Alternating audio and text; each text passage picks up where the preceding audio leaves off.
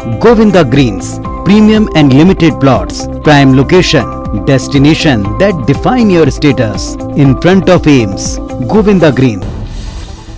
राष्ट्रपति रामनाथ कोविंद ने संविधान सभा की चर्चाओं का डिजिटल संस्करण जारी किया और संवैधानिक लोकतंत्र पर आधारित ऑनलाइन प्रश्नोत्तरी का शुभारंभ किया। संविधान दिवस के मौके पर संसद भवन में विशेष कार्यक्रम का आयोजन किया गया, जहां पर पीएम मोदी, उपराष्ट्रपति वेंकैया नायडू, लोकसभा अध्यक्ष ओम बिरला भी मौजूद रहे। संविधान दिवस कार्यक्रम में प्रधानमंत्री नरेंद्र मोदी विपक्षी पार्टियों पर जमकर निशाना साधा। पीएम मोदी ने कहा, भारत एक ऐसे संकट की तरफ बढ़ रहा है जो संविधान को समर्पित लोगों के लिए चिंता का विषय है, लोकतंत्र के प्रति आस्था रखने वालों के लिए चिंता का विषय है, और वो है पारिवारिक पार्टियां। कार्यक्रम में प्रधानमंत्री मोदी ने 26/11 हमले में जान गंवाने वालों को नमन किया। पीएम ने कहा, आज 26/11 हमारे लिए एक ऐसा दुखद दिवस है जब देश के दुश्मनों ने देश के भीतर आकर मुंबई में आतंकवादी घटना को अंजाम दिया। देश के वीर जवानों ने आतंकवादियों से लोहा लेते हुए अपना जीवन बलिदान कर दिया। आज मैं उन बलिदानियों को भी आदरपूर्वक नमन करता हूँ। संविधान दिवस पर आयोजित कार्यक्रम में राष्ट्रपति रामनाथ कोविंद ने संबोधित करते हुए कहा कि सत्ता पक्ष और प्रतिपक्ष के सदस्यों में प्रतिस्पर्धा होना स्वाभाविक है, लेकिन ये प्रतिस्पर्धा बेहतर प्रतिनिधि बनने और जन कल्याण के बेहतर काम के लिए होना चाहिए। संसद में प्रतिस्पर्धा को प्रतिद्वंद्विता नहीं समझा जाना चाहिए। भारतीय सेना ने पाकिस्तानी आतंकियों घुसपैठ की एक बड़ी कोशिश को नाकाम कर दिया। जम्मू कश्मीर में नियंत्रण रेखा के पास भीमबर गली के जरिए घुसपैठ करते वक्त सुरक्षा बलों ने कार्रवाई करते हुए पाकिस्तानी आतंकियों को ढेर कर दिया। सुरक्षा बल इस वक्त अलर्ट हैं और तलाशी अभियान चलाया जा रहा है। मारे गए आतंकवादी के पास से हथियार और विस्फोटक बरामद किए गए। आज देश के तीनों सेनाओं ने संयुक्त युद्धाभ्यास करके दुश्मन देशों को कड़ा संदेश दिया। जवानों ने यह युद्धाभ्यास पाकिस्तान की सीमा से लगे राजस्थान के जैसलमेर में किया। ऑपरेशन दक्षिण शक्ति के अंतर्गत भारतीय सेना, नौसेना और वायुसेना ने यह संयुक्त अभ्यास किया। महाराष्ट्र की राजधानी मुंबई में साल 2008 में हुए आतंकी हमले की आज 13वीं बरसी है। इस हमले को भारत के इतिहास का सबसे भयावह आतंकी हमला कहा जाना गलत नहीं होगा। साल 2008 में 26 नवंबर के दिन 10 पाकिस्तानी आतंकवादी समुद्र मार्ग के जरिए मुंबई पहुंचे और कई स्थानों पर अंधाधुंध गोलीबारी की थी, जिसमें 18 सुरक्षाकर्मी समेत 166 लोग मारे गए थे। मुंबई आतंकी हमले की 13वीं बरसी पर महाराष्ट्र के राज्यपाल भगत सिंह कोश्यारी ने श्रद्धांजलि दी। राज्यपाल के साथ महाराष्ट्र के डिप्टी सीएम अजित पवार ने 26/11 के आतंकी हमलों में जान गंवाने वालों को नमन किया। देश भर में 3 कृषि कानूनों के खिलाफ चल रहे किसान आंदोलन को आज 1 साल पूरा हो चुका है। केंद्र सरकार के विवादित 3 कृषि कानून को वापस लिया जा चुका है। इसके बावजूद अब भी किसानों का आंदोलन लगातार जारी है। किसान संगठनों ने 1 साल पूरे होने के मौके पर एकजुट होने का ऐलान किया था, जिसको देखते हुए अब हरियाणा, पंजाब से भारी संख्या में किसान दिल्ली बॉर्डर पर पहुंच गए।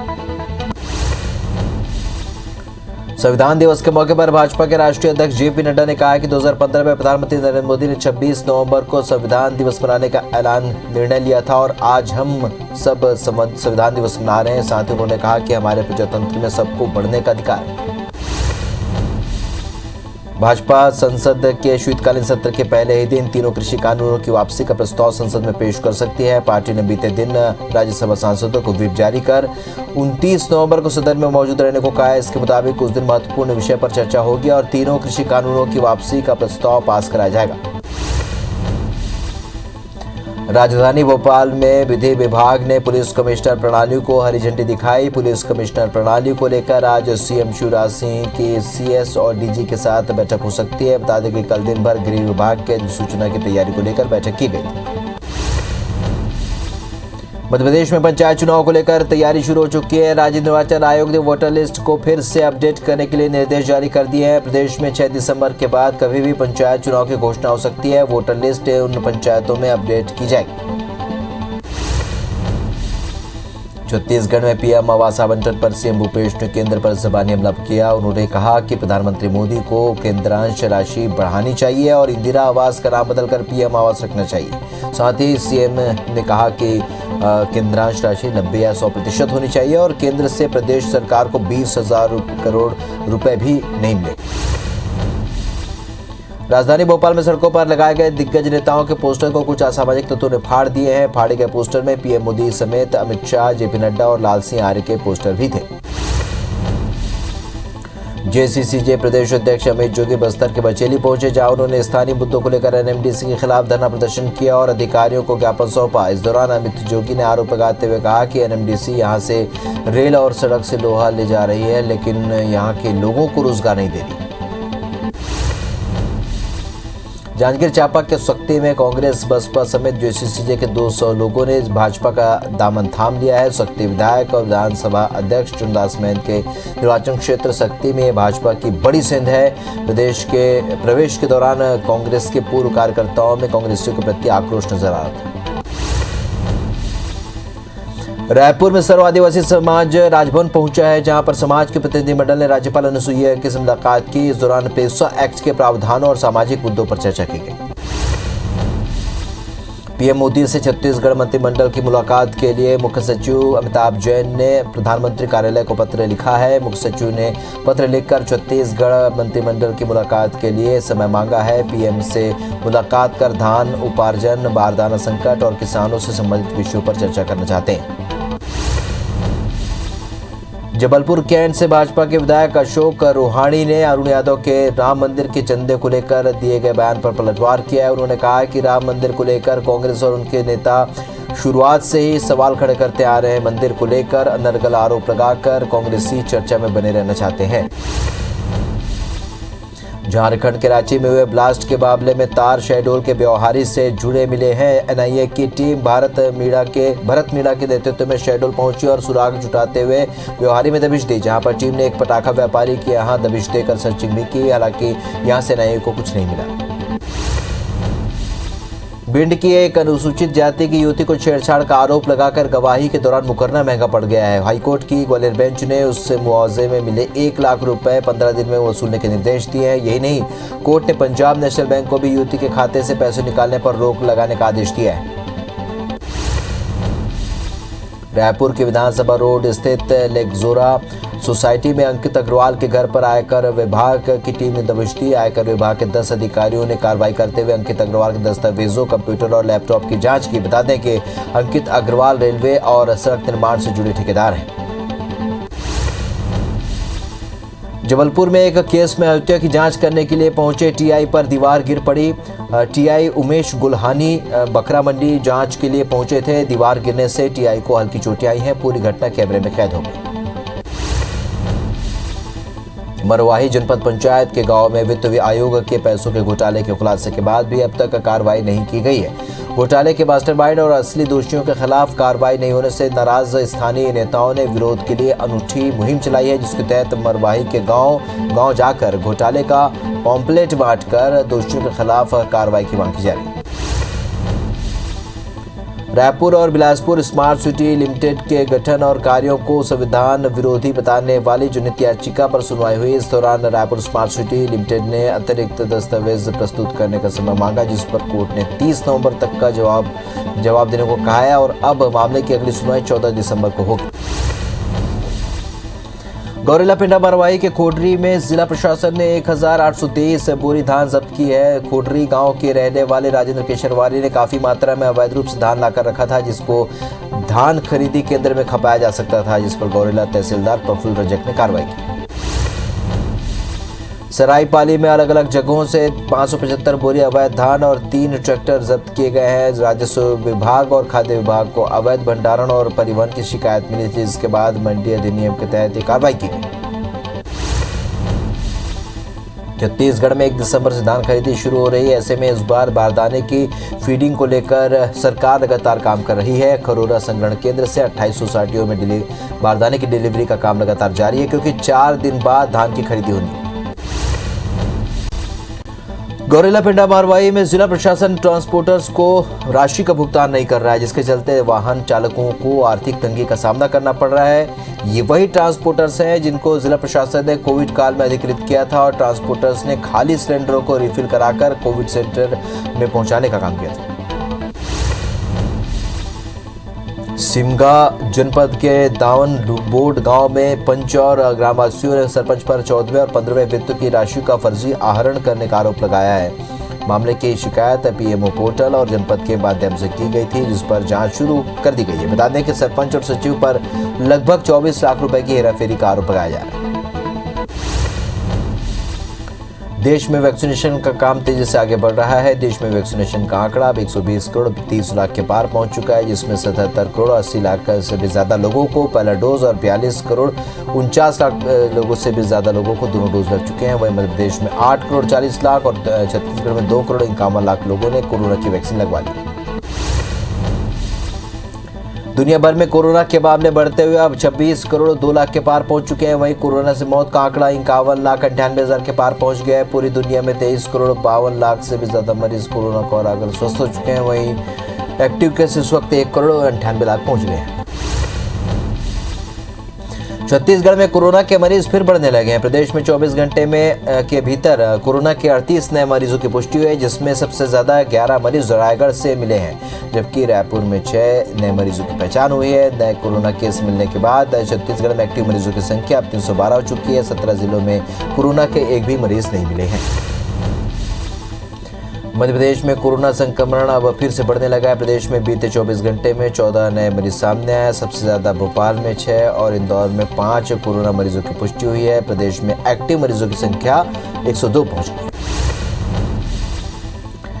इंदौर जिले में डेंगू मरीजों की संख्या लगातार बढ़ती जा रही है और जिले में बीते 24 घंटे में 7 नए मरीजों की पुष्टि हुई है, जिसमें 3 बच्चे भी शामिल हैं। जिले में अब एक्टिव मरीजों की संख्या 16 हो गई है। वहीं जनवरी से अब तक डेंगू मरीजों की संख्या 1089 पहुंच गई। ग्वालियर जिले में डेंगू मरीजों में लगातार वृद्धि हो रही है। जिले में बीते 24 घंटे में 43 डेंगू के नए मरीज मिले हैं। जिले में डेंगू से अब तक 6 लोगों की मौत हो चुकी है। ग्वालियर में डेंगू मरीजों का आंकड़ा बढ़कर अब 2488 के पार हो गया। इंदौर में डेंगू के बढ़ते मरीज कई सालों का रिकॉर्ड तोड़ते हुए नजर आ रहे। लोगों का मानना है कि हर साल ठंड और दिवाली के बाद डेंगू का कहर कम हो जाता है, लेकिन इस साल सभी रिकॉर्ड को तोड़ते हुए डेंगू के मरीजों की औसतन संख्या 10 रिकॉर्ड की जा रही है। इस बार नवंबर में ही 250 से भी ज्यादा डेंगू के मरीज मिले। भारत को संयुक्त राष्ट्र के सांस्कृतिक संगठन के विश्व धरोहर समिति के लिए चुना गया है। यहाँ पर इसका कार्यकाल 4 साल का होगा। इससे एक हफ्ते पहले भारत को यूनेस्को के कार्यकारी बोर्ड के लिए फिर से चुना गया था। इसे लेकर विदेश मंत्री एस जयशंकर और विदेश राज्य मंत्री मीनाक्षी लेखी ने बधाई दी। सऊदी अरब ने 1 दिसंबर से भारत समेत 6 देशों के यात्रियों को देश में सीधे प्रवेश करने की इजाजत दे दी है। सऊदी अरब के आधिकारिक बयान के मुताबिक भारत समेत 6 देशों को 15 दिन थर्ड कंट्री में क्वारंटीन किए बिना देश में प्रवेश करने की इजाजत दे दी गई। म्यांमार में भूकंप के झटके महसूस किए गए हैं। जानकारी के मुताबिक सुबह 5:15 पर 6.1 तीव्रता का भूकंप आया। हालांकि किसी के हताहत होने की खबर सामने नहीं आई, लेकिन भूकंप के झटके महसूस होने पर अफरा तफरी का माहौल पैदा हो गया। लोग अपने घरों के बाहर सुरक्षित स्थान पर भागते नजर आए। ब्रिटेन के प्रधानमंत्री बोरिस जॉनसन ने फ्रांस के राष्ट्रपति इमैनुअल मैक्रों को पत्र लिखा है और उनके देश से इंग्लिश चैनल पार करने वाले सभी प्रवासियों को वापस लेने के लिए कहा है। उन्होंने ये पत्र तब लिखा है जब इंग्लैंड पहुंचने की कोशिश कर रहे प्रवासियों के उत्तरी फ्रांसीसी तट पर डूबने से मौत हो गई। बोरिस ने इस संबंध में एक के बाद एक कई ट्वीट किए हैं। रूस ने गुरुवार को सफलतापूर्वक एक क्लासिफाइड सैन्य सैटेलाइट को अंतरिक्ष की कक्षा में स्थापित कर लिया है। इस सैटेलाइट को क्रेमलिन की प्रारंभिक चेतावनी मिसाइल रोधी प्रणाली का हिस्सा माना जा रहा है। रक्षा मंत्रालय ने बताया कि उत्तरी रूस के उपग्रह लॉन्चिंग पोर्ट प्लेस्टेक्स कॉस्मोड्रोम के सोयूज नाम का रॉकेट अंतरिक्ष के लिए ऑफ हुआ है। साउथ अफ्रीका में कोरोना संक्रमण का नया वेरिएंट पाया गया है। वैज्ञानिकों ने बताया कि उन्होंने मल्टीपल म्यूटेशन क्षमता वाले एक नए कोविड वेरिएंट का पता लगाया है। इस वेरिएंट का पता दक्षिण अफ्रीका में संक्रमण की संख्या में वृद्धि के बाद लगाया और इस वेरिएंट में बहुत ज्यादा म्यूटेशन होता है। साउथ अफ्रीका में मिले नए वेरिएंट ने तमाम देशों की चिंताएं बढ़ा दी हैं। ऐसे में इंग्लैंड और इजराइल ने साउथ अफ्रीका की यात्रा पर प्रतिबंध लगा दिया है। इंग्लैंड ने साउथ अफ्रीका को अपना ट्रैवल रेड लिस्ट में डाल दिया है। इसके साथ ही साउथ अफ्रीका की सभी उड़ानों को रोक दिया गया है। वहीं इजराइल ने भी यात्रा पर रोक लगा दी। साउथ अफ्रीका से हांगकांग पहुंचे लोगों में भी इस वेरिएंट का संक्रमण पाया गया है। नए वेरिएंट सबसे पहले रीगल एयरपोर्ट होटल में ठहरे 2 लोगों में पाया गया। हांगकांग के सेंटर फॉर हेल्थ प्रोटेक्शन के मुताबिक जांच से पता चला है कि दोनों मामले नए वेरिएंट के ही हैं। यूरोपीय संघ के औषधि नियामक ने 5 से 11 साल के बच्चों के लिए फाइजर कंपनी के कोरोना वैक्सीन को मंजूरी दे दी है। इसके साथ ही यूरोप में कोरोना के नए मामलों में वृद्धि के बीच लाखों स्कूली बच्चों के टीकाकरण का रास्ता साफ हो गया है। 27 देशों से मिलकर बने इस यूरोपीय संघ में 12 साल से भी ज्यादा उम्र वालों के लिए वैक्सीन को मंजूरी दी गई। पेगासस जासूसी कांड के खुलासे के बाद दुनिया भर में इजरायल की आलोचना हो रही है। इस बीच यहूदी देश ने एक बड़ा फैसला लिया है। एक रिपोर्ट के मुताबिक इजरायल अब 65 देशों को साइबर टेक्नोलॉजी नहीं बेचेगा। इन देशों की लिस्ट में संयुक्त अरब अमीरात और मोरक्को जैसे देशों का नाम भी है। हालांकि भारत को इस लिस्ट में शामिल नहीं किया गया है। पाकिस्तान की अर्थव्यवस्था की हालत बहुत खराब हो चुकी है। वहीं दूसरी तरफ एक रिपोर्ट की माने तो इस देश के ऊपर कर्ज का बोझ भी बढ़ता जा रहा है। आधिकारिक आंकड़ों में कहा गया है कि पाकिस्तान का कुल कर्ज और देनदारी 50.5 ट्रिलियन पाकिस्तानी रुपए को पार कर गई है। कर्ज के रुपए की राशि पाकिस्तान की जीडीपी से भी ज्यादा है। अमेरिका और चीन के बीच लगातार तनाव देखने को मिल रहा है और इस बीच अमेरिका सरकार ने कथित तौर पर नई चीनी कंपनियों को अपने ट्रेड ब्लैक लिस्ट में डाल दिया है। रॉयटर्स के मुताबिक 8 चीनी कंपनियों को चीनी सेना की सहायता करने में उनकी कथित भूमिका के लिए ब्लैक लिस्ट किया गया है। प्रशांत महासागर में स्थित सोलोमन द्वीप पर प्रदर्शनकारियों ने संसद भवन और एक पुलिस थाने में आग लगा दी। ये प्रदर्शनकारी प्रधानमंत्री को हटाने की मांग कर रहे थे और भारी हिंसा और लूटपाट को देखते हुए पुलिस को आंसू गैस के गोले दागने पड़े और रबर की गोलियों का इस्तेमाल करना पड़ा। रूस के साइबेरिया प्रांत में मौजूद एक कोयला खदान में गुरुवार को आग लग गई, जिसमें 12 लोगों की मौत हो गई। जान गंवाने वालों में 6 बचावकर्मी भी शामिल हैं। रूस के राष्ट्रपति व्लादिमीर ने मृतकों के परिवार को संवेदना जताई है और देश में 5 साल में सबसे घातक खदान दुर्घटना मानी जा रही है। बीजापुर में सर्चिंग पर निकले जवानों के साथ नक्सलियों की मुठभेड़ हो गई है। इलाके में जवानों की सर्चिंग जारी है और इस दौरान नक्सली सामान बरामद किया गया। ये कार्रवाई जिला पुलिस बल की बताई जा रही है।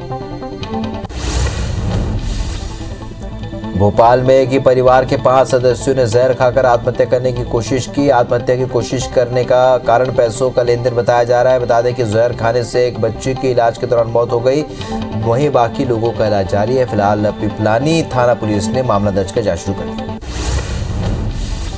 राजनांदगांव स्टेशन पर एक अज्ञात युवक की लाश मिलने से सनसनी फैल गई। युवक की लाश गीतांजलि एक्सप्रेस में मिली, जहां पर सूचना मिलने पर रेलवे और पुलिस की टीम मौके पर पहुंची और शव को ट्रेन से उतारा। वहीं युवक की मौत कैसे हुई, ये पोस्टमार्टम के बाद ही पता चल पाएगा। डूंगरगढ़ में बकरी खरीदी का बकाया लेने गए ग्रामीण की हत्या कर दी गई। ग्रामीण आरोपी ने से 9,000 रुपए बकाया लेने के लिए पहुंचा था, तभी आरोपी ने ग्रामीण पर कुल्हाड़ी से वार कर दिया। वही घटना के बाद से फरार चल रहे आरोपी को पुलिस ने गिरफ्तार कर लिया है। ग्वालियर में एफबी के जरिए एक युवक से दोस्ती करना युवती को महंगा पड़ गया। दरअसल युवक ने युवती को प्रेम का इजहार कर अपने माता पिता से मिलवाने के लिए अपने घर ग्वालियर बुलाया, जिसके बाद उसके कोल्ड ड्रिंक्स में नशीला पदार्थ मिलाकर पिला दिया और दुष्कर्म की वारदात को अंजाम दिया। पुलिस आरोपी की तलाश कर रही है।